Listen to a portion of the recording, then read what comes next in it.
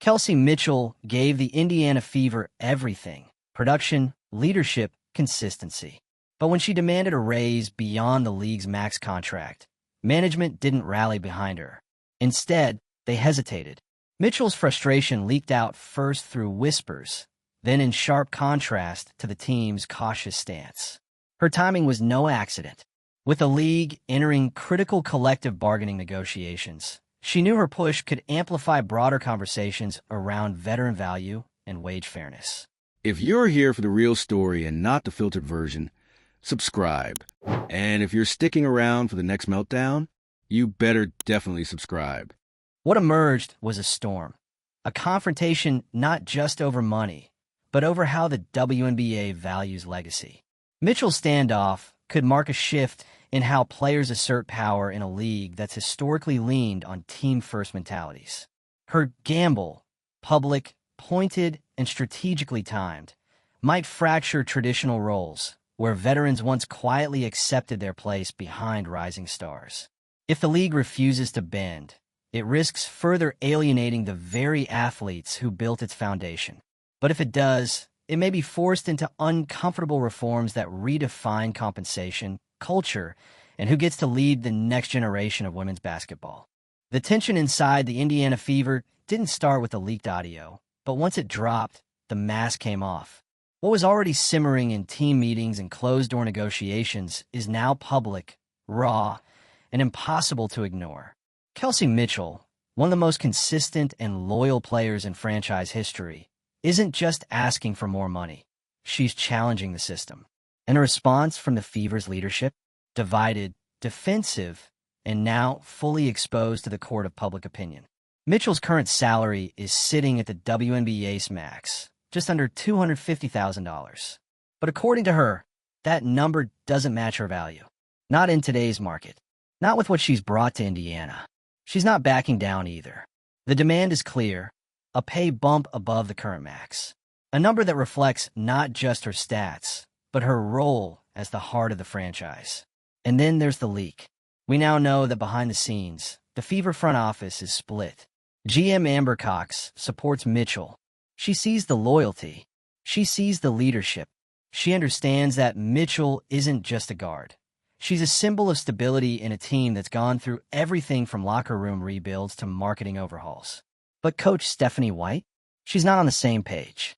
White is holding the line on team culture, on depth, on sacrifice. Her coaching philosophy doesn't prioritize stars. It centers around system, chemistry, and buy-in. In her mind, giving Mitchell an above-max deal could unravel the balance she's trying to build. Because if one player gets special treatment, where does it end? This internal clash isn't just philosophical. It's threatening to tear the Fever apart. And it's happening at the worst possible time. Right now, the entire WNBA is neck-deep in CBA negotiations. Salary caps, veteran compensation, revenue sharing, it's all under review. So when a foundational player like Mitchell goes public with a demand that exceeds the league's current limits, it creates a ripple effect. This isn't just a Fever issue anymore. It's a league-wide precedent. Mitchell's move highlights a shift in player dynamics. The era of players accepting cap loyalty is ending. She's using her leverage in a way we haven't seen often in the WNBA. She's not threatening to leave, but she's making it clear that if the league wants to grow, then players like her can't keep being told, "Thanks, but that's all we can give." And let's be honest, Mitchell has a point. For years, the league has marketed loyalty. They've built narratives around franchise faces. But when it comes time to compensate those players in a way that reflects their legacy, the budget suddenly gets tight. Now, with the rise of younger, hyper-marketable stars and a shifting economic model, veteran players are being pushed further to the margins. Players like Caitlin Clark are getting national ad deals before ever stepping onto a WNBA court. And while that level of exposure is great for the league, it's creating a tension between marketability and experience. Veterans who've carried the sport through years of underfunding and underexposure are now being asked to take a back seat, to step aside so the league can chase viral growth. Mitchell isn't just pushing back on that narrative. She's refusing to be left behind. She knows her worth. And in a system that's always told women athletes to be grateful for whatever they're given, that kind of demand isn't just bold, it's disruptive. The divide in Indiana is already having consequences. Team chemistry is fragile. Morale is uncertain. And the coaching staff is walking a tightrope between keeping the locker room unified and maintaining institutional control. When the GM and head coach are publicly at odds, every player notices. And when that conflict centers around the most prominent veteran in the building, the foundation starts to shake. And yet, this moment could lead to something bigger. If the Fever choose to support Mitchell and make the financial adjustment, even without league-wide precedent, it would send a signal. That loyalty is worth something. That staying with a team, mentoring rookies, and keeping a franchise grounded through chaos can actually pay off. But if they don't, if they hold firm and say the cap is the cap, that opens the door to consequences the league might not be ready for. Mitchell's situation is not unique. She just happens to be the first one in this moment to say enough. If her demands are denied, it sends a clear message to every veteran in the league. No matter how long you stay, no matter how much you give, your ceiling is predetermined. And if the league wants to grow, that message is a problem. Because you can't market loyalty while capping its value. You can't promote sacrifice while offering no incentive to stick around. And you can't expect players to buy into a team-first culture if the reward for consistency is getting outshined, financially and culturally, by every rookie with a social media deal. Mitchell's case is a tipping point. On one side is a league trying to scale fast, attract attention, and capitalize on a new generation of talent. On the other side are the players who've been here, who've given everything, and are now realizing that legacy doesn't always translate to leverage. What's playing out in Indiana is a microcosm of where the WNBA is right now. A league standing on the edge of its next chapter, but not fully sure which direction to go. Should it lean into star-centric, youth-driven branding? Or should it start rewarding the veterans who helped build the foundation? Both answers require risk. But pretending that everyone can be paid the same, treated the same, and valued the same in a league where visibility and profitability are rising fast, that's no longer realistic. And that's exactly what Mitchell is confronting. Her demand isn't a selfish move. It's a demand for the system to finally acknowledge that the players who built this league deserve to benefit from its growth, not just watch from the sidelines as others cash in. If the league ignores that message, it risks more than one unhappy player. It risks a fractured CBA process, an emboldened player base, and a potential identity crisis it won't be able to spin into a feel-good narrative. Let us know your thoughts. Should Kelsey Mitchell get the raise? Is the WNBA ready to change its compensation structure? And what does this mean for veterans across the league? Like this, if you're watching this all unfold, share it with someone who's been following every twist, and hit subscribe to stay locked in. Because this isn't just a contract story. It's a battle over what kind of league the WNBA wants to be. And it's only just begun. Here's what makes this even more intense. It's not just about how much Kelsey Mitchell gets paid. It's about who gets to be valued and why. For decades, women's sports have been stuck in this cycle where athletes are expected to give everything: loyalty, effort, professionalism, while being told there just isn't room in the budget for more. And players like Mitchell, they've absorbed that message for years, played through it, delivered through it, stayed quiet, kept working, and hoped that one day the respect would show up in the numbers. But now it's different. Kelsey Mitchell is done hoping, and that makes people uncomfortable. Because when a player who has done everything the right way suddenly demands more than the system says she's allowed to have, it pulls the curtain back on how that system really operates. What's considered fair? What's labeled greedy? And who gets to make those calls? The internal split within the Fever, Amber Cox versus Stephanie White, is the perfect example of that tension. Cox is saying, we owe her this. She's looking at everything Mitchell has been to this team and arguing that keeping her happy isn't just a personnel decision. It's a moral one. A culture move. A statement. But White's not budging. She sees a bigger picture. A league with tight salary caps, competitive parity, and a team culture that doesn't revolve around a single star. For her, this isn't personal, it's structural. If you start breaking the rules for one player, what's stopping everyone else from asking for their own exceptions? Here's the catch. Both perspectives are rooted in logic. That's what makes this situation so messy. There's no obvious villain, no dramatic betrayal. Just two conflicting truths smashing into each other at the exact worst time. Because the WNBA is in the middle of major transformation. The league is expanding its reach, bringing in bigger sponsorships, and finally getting the kind of mainstream attention it's deserved for years. But with that attention comes a whole new set of expectations, especially from players who've been grinding since long before the camera showed up. Mitchell is holding up a mirror to the league, asking a very real question. If now isn't the time to start valuing veterans properly, then when is? And the silence from the top? It's loud, because Mitchell's case isn't isolated. It's symbolic. Her demand for a raise beyond the current max isn't just about one contract. It's about rewriting the rules of what's considered possible for players who've already proven themselves. For years, veteran value has been treated as fixed. You hit a certain age, a certain role, and that's it. Your worth is capped. Period. But the league is changing. And what Mitchell is saying, very publicly, is that the compensation model hasn't kept up. She's not asking for a handout. She's asking for an update. And what makes it even more complex is the rise of younger stars. The league is understandably putting its marketing muscle behind names like Caitlin Clark. Those players come with built-in fan bases, national exposure, and endorsement potential that feels like a shortcut to relevance. But in doing that, the WNBA is walking a tightrope, because if all the money and attention flow toward rookies, and veterans keep getting the same offers year after year, that sends a message. It tells players, be loyal, grind in silence, carry the load, and then step aside when someone shinier comes along. Mitchell is saying no, I'm not stepping aside. I'm stepping up. And the stakes couldn't be higher. Because now, this is about more than her. This is about every player over 28 who's watching to see if the league values tenure as much as it values trendiness.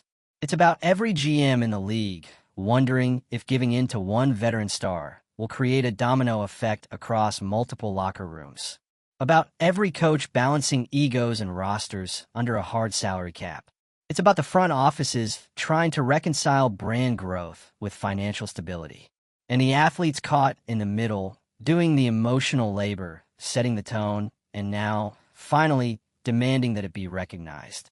This situation is also testing the WNBA's long-term strategy. Does the league want to chase youth-centric growth, banking on rookie popularity and viral moments? Or does it want to build an ecosystem that supports sustainable careers, where players can grow into leadership roles without being financially penalized for sticking around? Mitchell's stance forces that conversation, and the pressure isn't going away, especially with the CBA clock ticking. 60 days. That's all the time the league has to figure out not just how to respond to Mitchell, but how to address everything her demands represent. Veteran pay, contract flexibility, revenue distribution, endorsement dynamics, cultural identity. And if the Fever don't move, if the league stays silent, the message is clear. The system stays as is. Veteran value stays fixed. Loyalty stays underpaid. And if that happens, don't be surprised if more players follow Mitchell's lead. Because if the league won't change, the players will start pushing harder. They'll use public pressure, media leverage, social capital, and eventually they'll walk. Because why stay in a system that caps your value, financially and culturally, after years of dedication? That's what's at risk here. Not just one player's contract, not just one team's chemistry, but the entire model of how the WNBA treats the players who made the league stable enough to grow in the first place. So yes, the leaked audio was brutal, but not just because of what was said, because of what it revealed. It showed a league standing at a crossroads, a franchise torn between two visions, and a player, Kelsey Mitchell, refusing to be quiet any longer. She's not backing down, and if the league doesn't meet her in the middle, the consequences will echo far beyond Indiana. At this point, the WNBA isn't just navigating a contract negotiation. It's facing a full-on identity crisis. The Kelsey Mitchell situation, ignited by a single leaked audio clip, has forced the league to confront questions it's been able to dodge for years. Who really gets to be valued? Who gets paid? And what happens when the players who built the house start asking for keys to the front door? Mitchell's demand for a raise above the league max didn't come out of nowhere. It's not just a power play. It's not just about ego. This is about precedent, about setting a new bar for what it means to stay loyal, to lead, to perform year after year, without getting the financial validation that comes so easily to younger, flashier names with college buzz and corporate backing.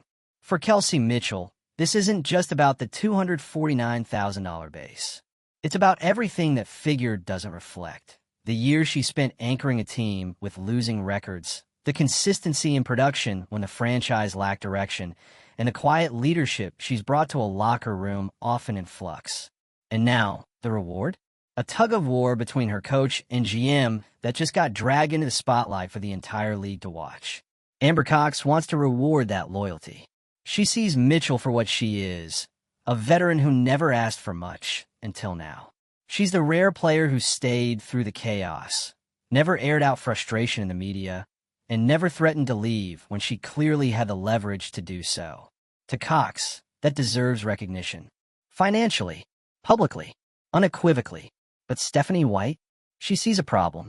In White's world, success comes from structure, shared sacrifice, team-wide buy-in, and rigid adherence to system. She doesn't want to create fractures by letting one player become bigger than the whole. And frankly, she's not alone. A lot of coaches across the league share her philosophy. Culture comes first. And if that means making hard financial decisions, even about beloved players, so be it. That's the core tension, not just within Indiana, but across the entire WNBA. Because for years, the W has been fueled by players who bought in, who showed up, who helped build something with very little media exposure, with minimal pay, and with almost no safety net. And now, as the league begins to finally find its commercial legs, those same players are being told, sometimes explicitly, that there just isn't room in the budget for more. The league wants to grow, but it doesn't want to evolve. It wants to be taken seriously, but it still treats player compensation like a footnote. It wants to celebrate the past, but it only wants to pay for the future. Kelsey Mitchell is calling that out in real time. And the reason it stings is because she's not wrong. She's forcing the league to reconcile with the economic reality it helped create, where marketability outweighs tenure and endorsement deals become a second currency that veterans often don't have access to. She's demanding that on-court value matter more than off-court branding. And that's threatening to the system. Because if Mitchell gets what she's asking for, everything shifts. Veterans around the league will start reevaluating their worth. Teams will be forced to choose between honoring loyalty or preserving cap space. Coaches will have to rebuild cultures where the pay hierarchy finally reflects contribution, not just potential. And the league? The league will have to decide whether the WNBA it's been marketing is the same WNBA it's actually building. Right now, there's a huge gap between those two things. The marketing message is, we're growing. We value our players. This is the future of women's sports. But the reality? Still capped salaries. Still tight budgets. Still an economic model that discourages rewarding long-term loyalty. And when a player like Mitchell, who embodies that loyalty, finally pushes back, it's revealing. Not just of Indiana's internal conflict, but of the broader contradiction the league has been living in. Because if this is really about growth, then the economic model has to grow too. You can't keep asking players to do more. More media, more games, more leadership, without compensating them accordingly. You can't keep pushing the idea of player empowerment if, when players finally ask for more power, they get met with silence or subtle punishment. The WNBA's growth narrative cannot be built on underpaid veterans carrying rookies to prominence while quietly being told to step aside. That's not growth. That's exploitation with better lighting. The conversation around Mitchell is reaching critical mass for a reason. Everyone knows this is a test case. The league's response, whether that's policy change, contract restructuring, or public acknowledgement, will set the tone going forward. Because there's more at stake than just one raise. There's the precedent, the message. If Mitchell is denied, that tells every other longtime player to stop asking, that says there's a ceiling on how much the league will value your career, no matter how much you've done, no matter how long you've stayed, no matter how many times you've said yes when everyone else said no. But if the Fever meet her demands, or if the league steps in with a policy that allows for veteran incentives beyond the max, that says something too. That says the WNBA is ready to grow with its players, not just on their backs. And here's the other piece. The CBA negotiations are still ongoing. The clock is ticking. 60 days. That's it. Mitchell's demand isn't just about timing. It's about leverage. She knows this is her moment to push. And frankly, the league can't afford to mishandle it. A misstep here doesn't just hurt Mitchell. It fractures trust across the board. With players, with fans, with future stars watching from college or overseas, wondering what kind of league they're walking into. Because every player considering the W as their next step is also wondering, will I be respected here long term? Or will I be replaced the moment the next big name comes in?